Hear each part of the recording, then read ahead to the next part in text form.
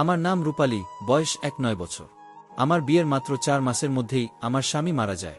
আমার স্বামী মারা যাওয়ার 6 মাস পর আমার বাবা মা আমাকে নিতে আসেন, কিন্তু আমি তাদের সাথে যাইনি, কারণ আমি তাদের উপর বোঝা হতে চাইনি। আমাদের বাড়ির অবস্থা ভালো ছিল না, বাবা আমাকে অনেক কষ্টে বিয়ে দিয়েছিলেন। আমার শ্বশুর বাড়ি বেশ ধনী। আমার শাশুড়ির 2 ছেলে 1 মেয়ে। আমার স্বামীর থেকে তার ভাই 2 বছরের ছোট। স্বামীর মৃত্যুর পর আমি চেয়েছিলাম আমার শাশুড়ি আমার দেওরের সাথে আমার বিয়ে দিয়ে দিক। তাই তার মন জয় করার জন্য বাড়ির সব কাজ করতাম এবং রাতে ঘুমানোর আগে শাশুড়ির পা টিপে দিতাম। যতটা সম্ভব শাশুড়ির সেবা করতাম। তাকে কখনো আমার উপর বিরক্ত হবার সুযোগ দেইনি, কারণ আমি চাইতাম তিনি আর একবার আমাকে তার পুত্রবধূ বানিয়ে নিক। একটা নন ছিল যে বিবাহিত এবং সে খুব কম এ বাড়িতে আসত, কেননা আমার শাশুড়ি তার বিয়ে খুব ধনী পরিবারে দিয়েছিলেন।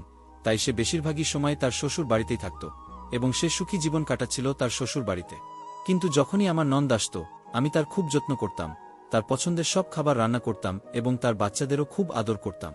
এতে আমার শাশুড়ি খুব খুশি হতেন। বিয়ের প্রথম দিন থেকেই আমি তার সাথেও খুব ভালো ব্যবহার করেছি এবং তিনি খুশি হয়ে আমাকে অনেক আশীর্বাদ করতেন আর বলতেন, আমি ভগবানের কাছে প্রার্থনা করি আমার দ্বিতীয় পুত্রবধূ যেন তোমার মতো হয়। আর আমাকে বলতেন যে তুমি আমার কাছে আমার মেয়ের মতো, তুমি যেভাবে আমার সেবা করো, নিজের মেয়েও তার মায়ের এমন সেবা করতে পারে না। আমি আমার শাশুড়ির মন যেভাবেই হোক জয় করতে চাইতাম। আমাদের বাড়িতে শাশুড়ি কথাই শেষ কথা, সবকিছু তার নির্দেশেই হতো। তার সম্মতি ছাড়া বাড়ির একটা পাতাও নড়তে পারত না। যদি কাউকে তার খারাপ লাগত, তাহলে এই বাড়ির কেউ তার নাম পর্যন্ত বলতেন না, কারণ আমার শাশুড়ি খুবই রাগী মহিলা। শাশুড়ি আমার উপর খুব খুশি, তাই আমার বিশ্বাস ছিল যে তিনি আমাকে তার ছোট ছেলের সাথে বিয়ে দেবেন। আমার দেওর আমেরিকায় ডাক্তারি পড়ছে, তার ফিরে আসার আর মাত্র 3 মাস বাকি।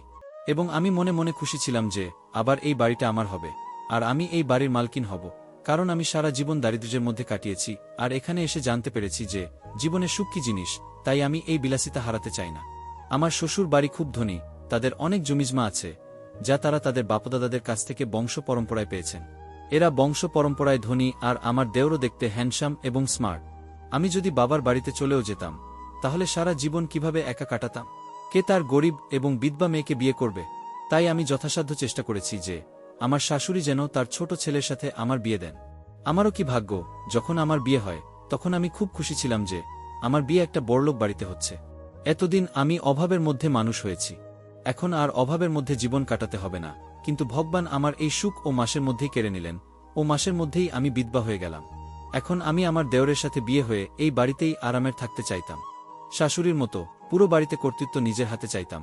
আমি জানতাম এটা একমাত্র সম্ভব আমার দেওর আমাকে বিয়ে করলে, কারণ আমার শাশুড়ি এই ছেলের খুব বাধ্য ছিলেন। তিনি প্রতিটি বিষয়ে তার ছোট ছেলের সাথে পরামর্শ করে করতেন। আমার স্বামী ছোটবেলা থেকেই অসুস্থ ছিল। ছোটবেলার এই দুর্বলতা তার শরীরে যৌবন পর্যন্ত থেকে যায়। সে দেখতে রোগা পাতলা এবং কালো, তাই তো আমার মতো গরিব মেয়ের বিয়ে এত ধনী পরিবারে হয়েছে। তবুও আমি আমার স্বামীর সাথে সুখী জীবনযাপন করতে চাইতাম, কিন্তু আমার স্বামী আমাকে সাথ দেয়নি। তিনি আমাকে ছেড়ে চিরদিনের মতো চলে গেলেন। যদিও আমরা গরিব, কিন্তু আমার বাবা যদি জানতেন যে আমার স্বামীর এমন রোগ আছে যে সে ছোটবেলা থেকেই অসুস্থ, তাহলে আমার বাবা কখনই তার মেয়েকে এই বাড়িতে বিয়ে দিতেন না। আমার বাবা এই কথাটি জানতেন না, তাই আমার শাশুড়ি যখন আমার বাবাকে আমার সম্বন্ধের কথা বলেছিলেন, তখন আমার বাবা রাজি হয়ে যান। আর এইভাবে আমি এই বাড়িতে আসি। কেবলমাত্র 3 মাস সুখে ছিলাম, তারপরে হঠাৎ আমার স্বামীর শরীর খারাপ হলো। আমার শাশুড়ি আমার স্বামীর চিকিৎসার জন্য টাকা জলের মতো ঢেলেছেন। এমনকি চিকিৎসার জন্য তাকে অন্য দেশে পাঠাতে চেয়েছিলেন, কিন্তু তার কাছে সময় খুব বেশি ছিল না। কিছুদিনের মধ্যেই তিনি মারা যান। স্বামীর মৃত্যুর পর আমি 1 বছর ধরে শ্বশুর শাশুড়ি এবং নন্দের সেবা করছি। কিন্তু সেদিন আমার খুব খারাপ লাগলো, যেদিন আমার শাশুড়ি বললেন যে আমি আমার ছোট ছেলের জন্য মেয়ে খুঁজছি, যাতে তাকে বিয়ে দিতে পারি। মনে মনে ভাবলাম, যদি তাদের সামনে দিনরাত দাসীর কাজ করি, যদি তাদের সেবা যত্ন ঠিকমতো করতে থাকি, তাহলে হয়তো আমার শাশুড়ি খুশি হয়ে আমাকে তার ছোট ছেলের বউ বানাবেন। কিন্তু আমি ভাবতেই পারিনি যে আমার সমস্ত পরিশ্রম এবং আশা বৃথা যাবে। একদিন আমি এবং শাশুড়ি খুব নামকরা এক তান্ত্রিক বাবার কাছে গিয়েছিলাম। না জানি কতদিন ধরে আমার শাশুড়ি এই বাবার কাছে আসছিলেন। তিনি প্রতি সোমবার বাবার কাছে আসতেন এবং তার আশীর্বাদ নিতেন। আমরা সেখানে পৌঁছানোর সাথে সাথে ভিখারির লাইনে বসা একটা অন্ধ মেয়েকে দেখে আমার শাশুড়ির বোধহয় ওর প্রতি করুণা হয়েছিল। তাই তিনি গিয়ে ওর কাছে বসে ওকে জিজ্ঞেস করতে লাগলেন, তোমার কি কোনো অ্যাক্সিডেন্ট হয়েছে? তুমি এখানে কি করছো আর কোথায় থাকো? আমার শাশুড়ি এমনভাবে কথা বললেন যেন তাকে অনেক দিন ধরেই চেনেন। আমি অবাক হয়ে গেলাম যে কেন আমার শাশুড়ি একটা ভিখারির কাছে গিয়ে বসলেন এবং কিভাবে তাকে চেনেন। আমার শাশুড়ি তার কাছে ক্ষমা চাইছিলেন আর বলছিলেন, মা, আমাকে ক্ষমা করে দাও, আমার সাথে আমার বাড়িতে চলে। অন্ধ মেয়েটিকে খুব রাগী দেখাচ্ছিল। সে আমার শাশুড়িকে বলতে লাগল, আমি কখনোই আপনার সাথে যাব না, আমার যা হয়েছে তা আপনার জন্যই হয়েছে। সেই জন্যই আমি আপনাকে কখনই ক্ষমা করতে পারব না। আমার শাশুড়ি কাঁদতে কাঁদতে তার কাছে ক্ষমা চাইছিলেন এবং তাকে বলছিলেন যে, তুমি যেমনটি চাইতে এখন ঠিক তেমনটি হবে। তোমার মনের যা কিছু ইচ্ছা তা পূরণ হবে, তুমি শুধু আমার সাথে চলো। আমার শাশুড়ি অন্ধ ভিখারিকে বাড়িতে নিয়ে এসেছেন। আমি যখন শাশুড়িকে জিজ্ঞেস করলাম, মা কেন একে বাড়িতে নিয়ে এসেছেন, আর এই মেয়েটিকে, তখন আমার শাশুড়ি আমাকে শুধু বললেন যে, আমি ওকে আমার ছোট ছেলের সাথে বিয়ে দেব। শাশুড়ির কথা শুনে আমার পায়ের তলায় মাটি সরে গেল, কারণ আমি যত স্বপ্ন দেখেছি সব ভেঙে চুরমার হয়ে যেতে দেখতে পাচ্ছি। শাশুড়ির কথায় খুব অবাক হলাম যে তিনি কিভাবে একটা অন্ধ ভিখারির বিয়ে তার ডাক্তার ছেলের সাথে দিতে পারেন। আমার মনে হচ্ছিল যে আমার দেওর একে দেখার সাথে সাথে না করে দেবে, কারণ সে আমেরিকায় পড়াশোনা করছে, তার চয়েসও খুব হাইফাই হবে। সে কিভাবে একটা অন্ধ ভিখারিকে বিয়ে করবে? আমি তো শাশুড়ির ভাবনা চিন্তা দেখেই অবাক হলাম। কয়েকদিনের মধ্যেই দেওর ফিরে এলো আর শাশুড়ি বিয়ের প্রস্তুতি নিতে শুরু করলেন। সেই অন্ধ মেয়েটি এখন এবাড়িতেই বাড়িতে থাকে। শাশুড়ি তাকে থাকতে আলাদা ঘর দিয়েছেন। সে আমাদের সাথে খুব কমই কথা বলে, বেশিরভাগই সময় ঘরেই থাকত। শাশুড়ি তার ঘরে খাবার দিয়ে আসতেন। শাশুড়ি দেওরকে বিয়ের কথা জানালে দেওর আনন্দের সাথে বিয়েতে রাজি হয়ে গেল। আমি অবাক হয়ে গেলাম যে রোহিত কিভাবে বিয়ের জন্য রাজি হতে পারে। ও কিভাবে একটা অন্ধ ভিখারিকে পছন্দ করল। তারপরে আবার ভাবলাম, আমার শাশুড়ি হয়তো রোহিতকে বলেনি যে সে তার জন্য যে মেয়ে ঠিক করেছে সে অন্ধ। আমি চেষ্টা করছিলাম কোনোভাবে দেওরকে এই কথাটা জানাতে। একদিন সুযোগ পেয়ে রোহিতকে উস্কে দেওয়ার চেষ্টা করলাম। রোহিত, তোমার মা তোমাকে একটা অন্ধ ভিখারির সাথে বিয়ে দিতে চায়। আমার কথা শুনে রোহিত আমার দিকে অবাক চোখে তাকিয়ে বলল, বৌদি চিন্তা করো না, মায়ের উপর আমার পূর্ণ বিশ্বাস আছে, তিনি আমার সাথে খারাপ কিছু করবেন না। আমি মাথা নিচু করে চুপ হয়ে গেলাম। বিয়ের সময় দেওর মেয়েটিকে দেখেই এমন খুশি হলো যেন সে এত খুশি আগে কখনো পায়নি। তার খুশি দেখে অবাক হয়ে গেলাম যে দেওর এত খুশি কেন। একটি অন্ধ মেয়ে তার বউ হতে যাচ্ছে, তারপরও সে এত খুশি। আমার অবাক হওয়ার পালা কিছুতেই কমছিল না। আমি কিছু বুঝতেই পারছি না কি হচ্ছে। দেওরের বিয়ে সেই অন্ধ মেয়ের সাথে হয়ে গেল, আর আমার চোখের সামনে দিয়ে সে তার স্ত্রীর হাত ধরে ঘরে চলে গেল। এখন পর্যন্ত আমার দেখা সব স্বপ্ন ভেঙে চুরমার হয়ে গেল। শাশুড়ি আমাকে নির্দেশ দিয়েছিলেন যে এখন থেকে তোমার দেওর আর জায়ের সমস্ত দায়িত্ব তোমাকেই নিতে হবে, কারণ তোমার যা অন্ধ, তাই তার খাওয়া দাওয়া থেকে তার সব দায়িত্ব তোমার উপরে দিলাম। আমার এই কথাটা একদমই পছন্দ হয়নি যে প্রথমে তো শাশুড়ির সেবা করতাম, এখন শাশুড়ি আবার জায়ের কাজের দায়িত্ব আমার কাঁধে তুলে দিয়েছেন। আমি সাহস করে শাশুড়ির সাথে কথা বলার সিদ্ধান্ত নিলাম এবং তার রুমে গেলাম। আমি তাকে জিজ্ঞেস করলাম, তিনি আমাকে নিয়ে কি ভাবছেন, আর কতদিন আমাকে এভাবে তাদের বাড়ির কাজের মেয়ে বানিয়ে রাখবেন? প্রথমে তো শুধু আপনি ছিলেন, এখন তো আপনি একটি অন্ধ মেয়েকে আমার মাথায় উপর চাপিয়ে দিয়েছেন। আপনি আমার স্বামীর মা, তাই আমি মনে প্রাণে আপনার সেবা করতাম, কিন্তু আমি সেই অন্ধ ভিখারির চাকরানি হতে পারব না। শাশুড়ি আমাকে বললেন, এখানে এসে আমার কাছে বসো, আমি তোমাকে বলছি মেয়েটিকে। এখন আমার শাশুড়িকেও মোটেও পছন্দ হচ্ছিল না। আমার মন চাইছে না তার কাছে যাই, মনে হচ্ছিল এই মুহূর্তে এই বাড়ি ছেড়ে কোথাও চলে যায়, কারণ আমার সমস্ত উদ্দেশ্য ব্যর্থ হয়েছে। এখন আর তাদের কথা শুনে আমার কি লাভ? কিন্তু বাধ্য হয়ে তার কাছে গিয়ে বসলাম। শাশুড়ি বলতে শুরু করলেন, সেই সময় রোহিত আমেরিকায় যায়নি, আর এই মেয়েটির নাম জ্যোতি আমাদের এলাকায় থাকত। রোহিত এবং জ্যোতি একে অপরকে ভালোবাসত। রোহিত আমাকে অনেকবার বলেছিল তার সম্বন্ধ নিয়ে জ্যোতিদের বাড়িতে যেতে, কিন্তু ওরা আমাদের চেয়ে গরিব, আর আমি রোহিতের বিয়ে খুব ধনী পরিবারে দিতে চাইতাম। রোহিত আমাকে অনেকবার বলেছে যে ভোলাবাসার কাছে টাকার কোনো মূল্য নেই, কিন্তু আমি বুঝতে পারিনি। আমি মেয়েটির বাড়িতে গিয়ে তাদের বলেছিলাম, তোমার মেয়েকে বলে আমার ছেলের থেকে দূরে থাকতে। আমি জানি তোমাদের নজর আমার ধন সম্পদের দিকে, সেই জন্যই তোমরা তোমাদের মেয়েকে দিয়ে আমার ছেলেকে ফাঁদে ফেলেছ, কিন্তু তোমরা যা চাও তা মোটেও হবে না, আমি কিছুতেই এটা হতে দেব না। জ্যোতির মা কাঁদতে কাঁদতে আমাকে বলছিল যে আমরা আমাদের মেয়েকে এরকম কিছুই বলিনি, আমরা গরিব, কিন্তু আমাদেরও মানসম্মান আছে। আপনি এখানে এসে এরকম নাটক করলে আমাদের মানসম্মান ধুলো মিশে যাবে। ভগবানের দোহাই, দয়া করে এখান থেকে চলে যান। সেই মহিলা আমাকে বলেছিলেন, আজকের পর আমি আমার মেয়েকে আপনার ছেলের সাথে মেলামেশা করতে দেব না, আপনি নিশ্চিত হয়ে বাড়ি যান। আমি যখন তাদের বাড়িতে গিয়ে তাদের কথা শোনাচ্ছিলাম, তখন বাইরে অনেক লোক জড়ো হয়। আশেপাশের সবাই এই তামাশার কথা জানতে পেরে যায়। গরিব মেয়েটির মা লজ্জায় কাঁদছিলেন। আমি বাড়িতে ফিরে আসার পর রোহিত আমার সাথে মোটেও কথা বলছিল না। আমি তাকে খাবার খেতে ডাকলাম, কিন্তু সে খাবার খেতে চাইল না। রোহিতের এই অবস্থা আমি সহ্য করতে পারছিলাম না, কারণ আগে কখনো এমন হয়নি যে রোহিত আমার সাথে কথা বলেনি এবং আমার কোনো প্রশ্নের উত্তর দেয়নি। রোহিত খুব বাধ্য ছেলে ছিল, আমার একবার ডাকাতেই ছুটে আসত। আর এখন এসব হচ্ছে কারণ মেয়েটি তাকে ফোন করে সব বলে দিয়েছে যে আমি তাদের বাড়িতে গিয়ে পুরো পাড়ার সামনে তার বাবা মাকে অপমান করেছি। পরের দিন সকালে রোহিত যখন বাইরে যাচ্ছিল, আমি জিজ্ঞাসা করলাম, কোথায় যাচ্ছ? সে আমাকে বলল যে জ্যোতির সাথে দেখা করতে। আমি তাকে অনেক নিষেধ করলাম, তাকে বললাম যে আমি তাকে কখনো ওই গরিব বাড়ির মেয়ের সাথে বিয়ে দেব না। ওদের নজর শুধু আমাদের ধন সম্পদের দিকে, যা তুমি দেখতে পাচ্ছ না। আমার এসব কথা শুনেও রোহিত বাইরে চলে গেল। সে আমার কথার কোনো উত্তর দিল না। কিছুক্ষণ পর যখন সে ফিরে এল, তখন সে জোরে জোরে কাঁদছিল, আর রুমে গিয়ে সেখানে রাখা সবকিছু ভেঙে তছনছ করে দিল।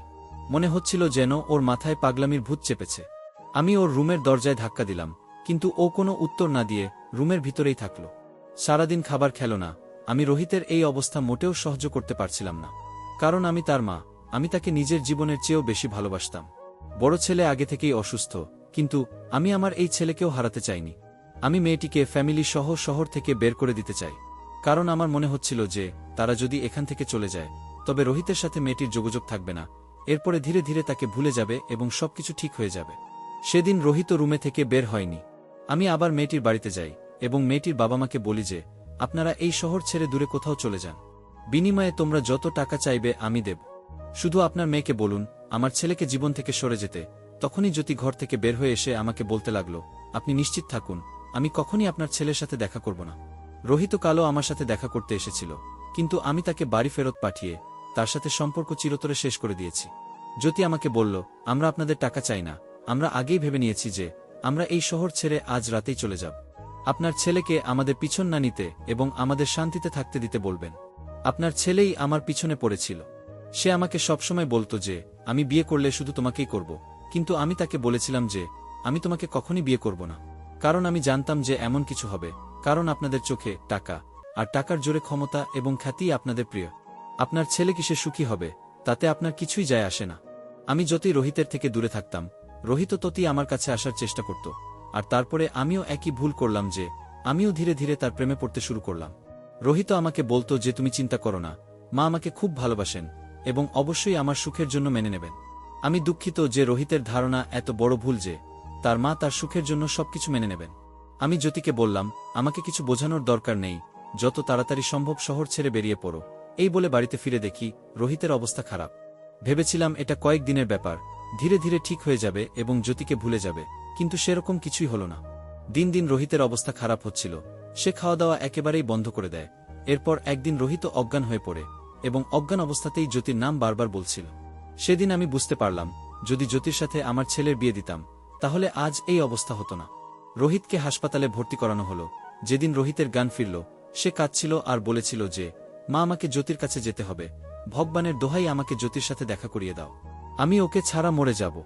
আমি ওর সাথে দেখা করতে চাই, কিন্তু ও নিজেই আমার সাথে দেখা করতে চায় না। আমি ওর সাথে দেখা করতে গিয়েছিলাম, কিন্তু ও আমার সাথে সমস্ত সম্পর্ক শেষ করে দেয়, আর ও আমাকে ছেড়ে না জানি কোথায় চলে গেছে। এখনো রোহিত জানত না যে আমি তাকে শহর থেকে চলে যেতে বলেছি। রোহিত সেই দিনের কথা বলছিল যেদিন সে জ্যোতির সাথে দেখা করতে গিয়েছিল, আর সেদিনই জ্যোতি শহর ছেড়ে চলে গিয়েছিল। আমি রোহিতকে বুঝিয়ে বললাম, বাবা, সব ঠিক হয়ে যাবে, তুই তাড়াতাড়ি সুস্থ হ, তারপরে আমি নিজে মেয়ের বাড়িতে তোর সম্বন্ধ নিয়ে যাব। আমি তোকে কথা দিচ্ছি, জ্যোতির বিয়ে তোর সাথেই দেব। ও নিশ্চয়ই কোথাও ওর আত্মীয়ের বাড়িতে বেড়াতে গেছে, কয়েকদিনের মধ্যেই ফিরে আসবে, চিন্তা করিস না। মাথা নিচু করে রোহিতকে এসব কথা বললাম। এই কথা শুনে রোহিত খুশি হয়ে গেল। এরপর কিছুদিনের মধ্যেই সে সুস্থ হয়ে ওঠে। বাড়িতে ফিরে রোহিত আবার জ্যোতির সাথে দেখা করতে যায়, কিন্তু হতাশ হয়ে বাড়ি ফিরে আসে। রোহিত আমাকে বলল, মা, এখন তো তুমিও রাজি, তারপর কেন জানি না ওরা সবাই এই শহর ছেড়ে অন্য কোথাও চলে গেছে, আর ওদের নম্বরও বন্ধ। আমি ওদেরকে কোথায় খুঁজব? এলাকার অনেককে জিজ্ঞেস করেছি, কিন্তু কেউ জানে না ওরা কোথায় গেছে। কিন্তু আমি রোহিতকে বলিনি যে তারা আমার কারণেই শহর ছেড়েছে, কারণ তারা কোথায় গেছে তা আমিও জানি না।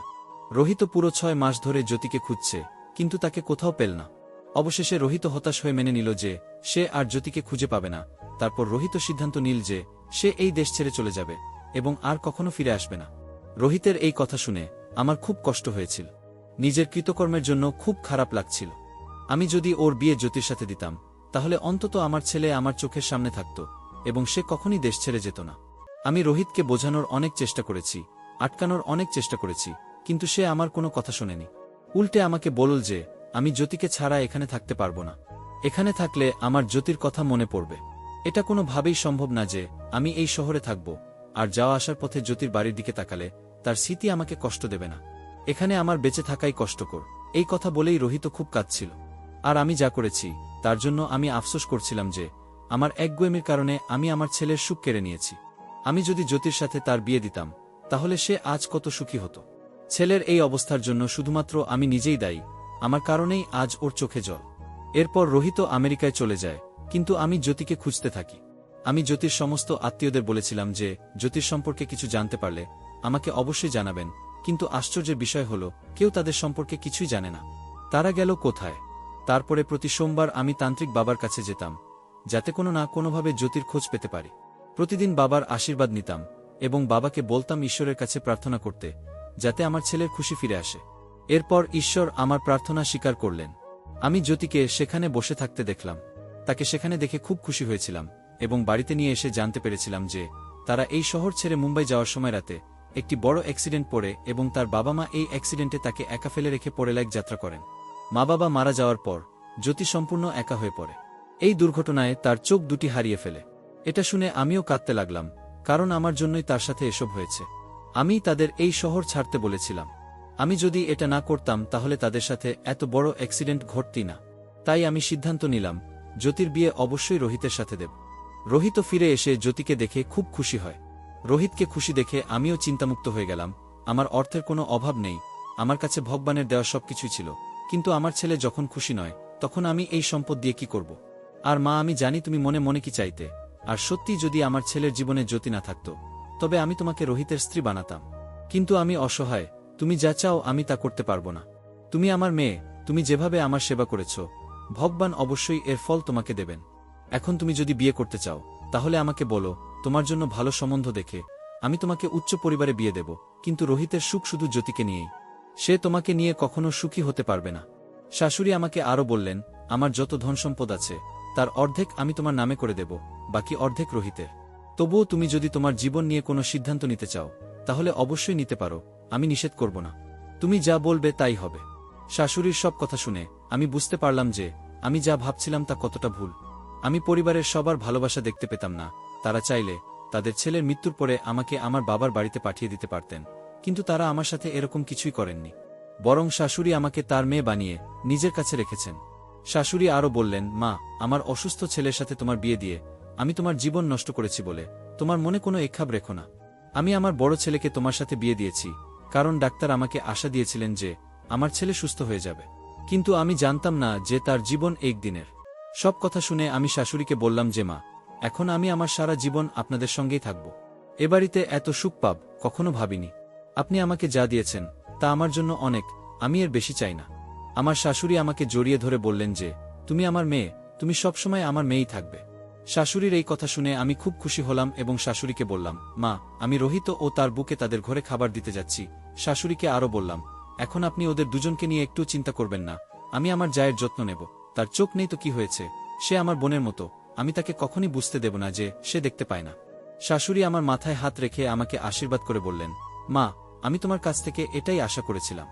আমি যখন খাবার নিয়ে রোহিতের রুমে গেলাম তখন রোহিতের রুমে আরও 3 জন ডাক্তার বসেছিলেন এবং রোহিত তাদের সাথে জ্যোতির সম্পর্কে কথা বলছিল যে এই সেই মেয়ে যার কথা আমি তোমাদের সবসময় বলতাম। এর নাম জ্যোতি, যাকে আমি খুব ভালোবাসি। আজ ভগবানের কৃপায় আমি জ্যোতিকে পেয়েছি। ওকে পেয়ে আমি খুব খুশি। আমি তো আমার ভাগ্যকে বিশ্বাস করতে পারছি না যে আমি আমার ভালোবাসা পেয়েছি। রোহিতের ডাক্তার বন্ধুরা জ্যোতির অনেক প্রশংসা করছিল এবং জ্যোতি প্রশংসারই যোগ্য, কারণ সে খুব সুন্দরী। রোহিতের ডাক্তার বন্ধুরা জ্যোতিকে নিয়ে আমেরিকাতে আসতে বলল। সেখানে অপারেশন করলে জ্যোতির চোখের জ্যোতি আবার ফিরে আসবে, ওর দৃষ্টিশক্তি আবার ফিরে আসবে শুনে আমি খুব খুশি।